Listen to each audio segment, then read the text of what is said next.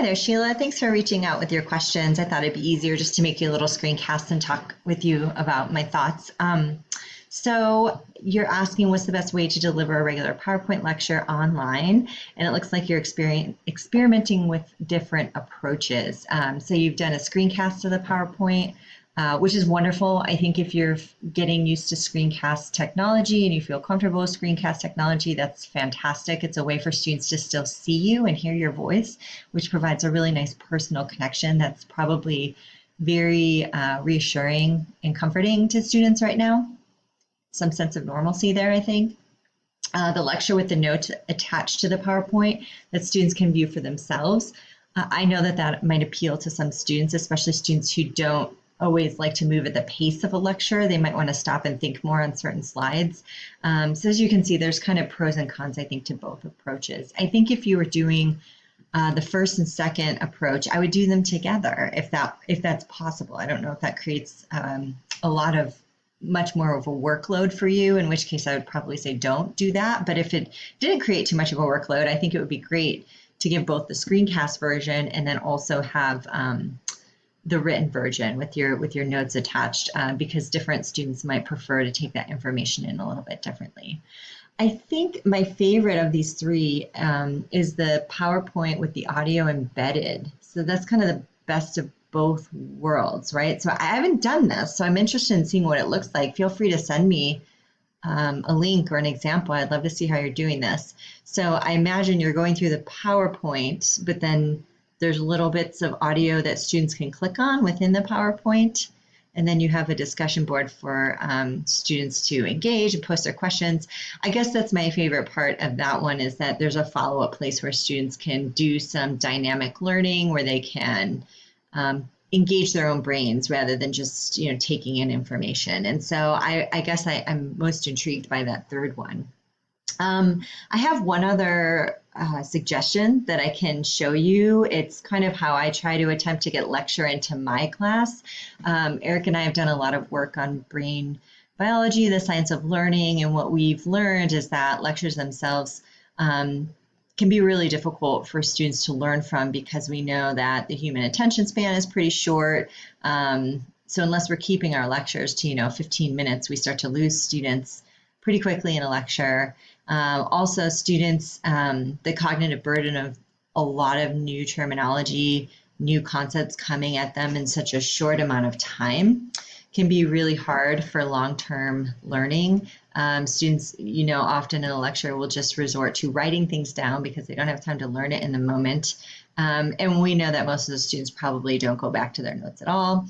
And if they do go back to their notes, they're only going back to cram so that they can get all that information into their memory, just so that they can use it for the purposes of passing an exam. And so Eric and I have done a lot of soul searching when it comes to lectures and how much meaningful learning they produce. And so what I've done with my lectures is I've really tried to tighten them and shorten them.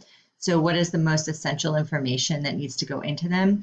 And I've tried to make them as interactive as possible so that students need to be involved in the lecture from time to time, and not just taking in information from me for, let's say, 30 minutes or an hour at a time. So I'll show you how I do that online right now. Okay, so here we are. This is my online learning community class that I teach with Eric. And this class is traditionally online, so this is not a residential course that I'm moving to an online format. This is a class that Eric and I teach together online.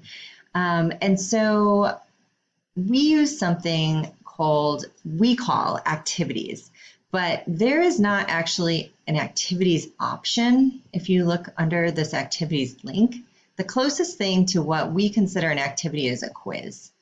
And so what Eric and I do online is we build our quizzes out as activities. So, and actually we do use quizzes as well. So we have to be really clear with students that they're using one tool. They're using the quiz tool to do two different kinds of assignments.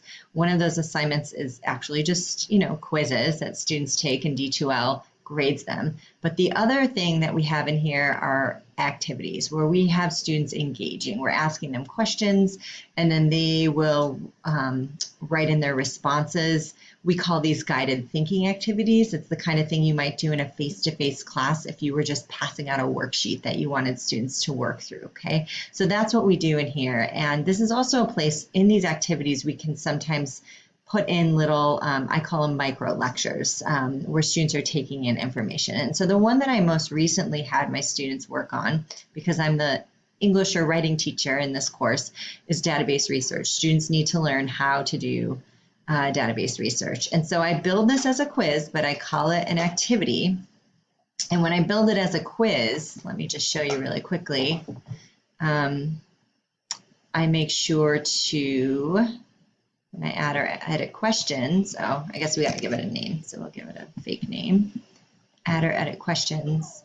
I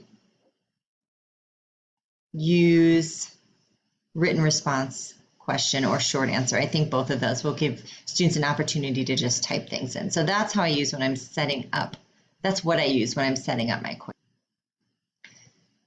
So let's just take a look at this one that I'm doing most recently with students. This is the database research one, and I'll show you how I built it with my lectures inside. So I'm previewing it, so you'll see it how my students see it. They have to click start quiz, but again, not a quiz. I tell them it's just an activity. Quiz, the word quiz kind of freaks them out, so I just like to differentiate.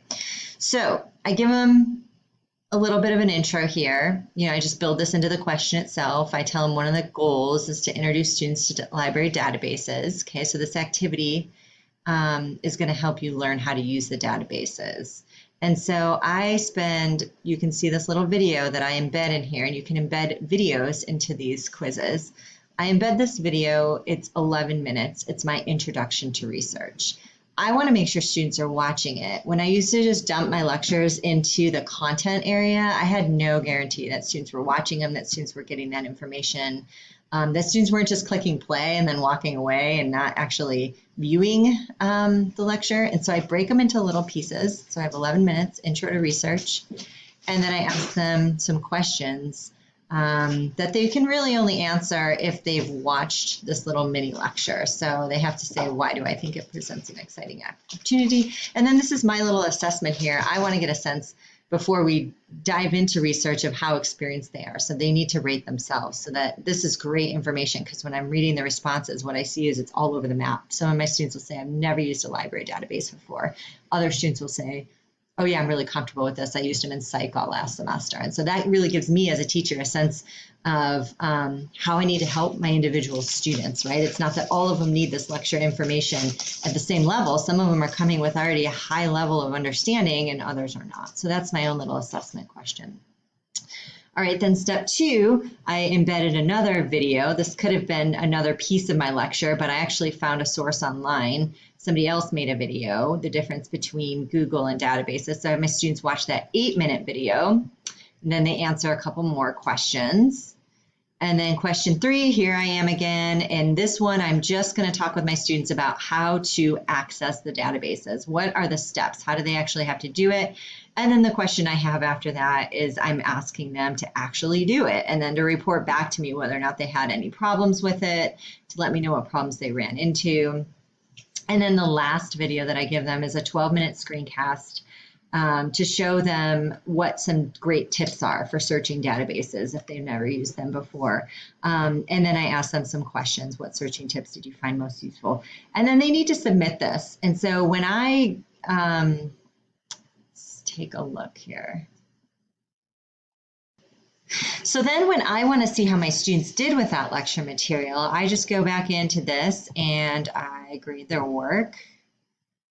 Kind of in process of grading right now. Not everybody's has been looked at, but you can see that basically I can open it and I can see what my students, how my students respond to each of these things.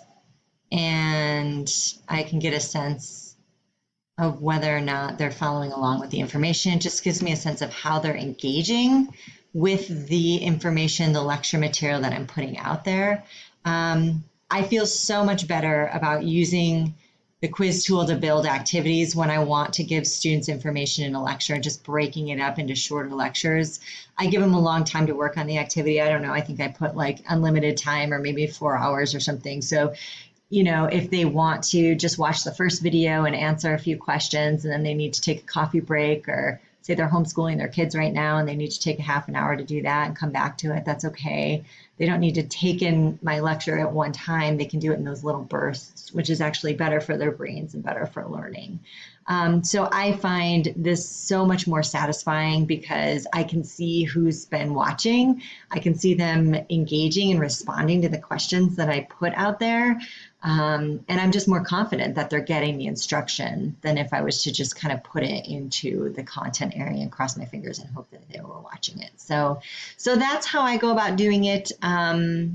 Certainly, though, I think that you are totally on the right track if you're trying all of these different things. But that's the advice I would give at this point. Feel free to reach back out if you have other questions, or if you want to try making one of these and you want me to look at it in your course, we can just put in a request to have me uploaded to your D2L shell. I can take a look at anything you're creating if you'd like me to. Okay, I think that's it. Thank you so much.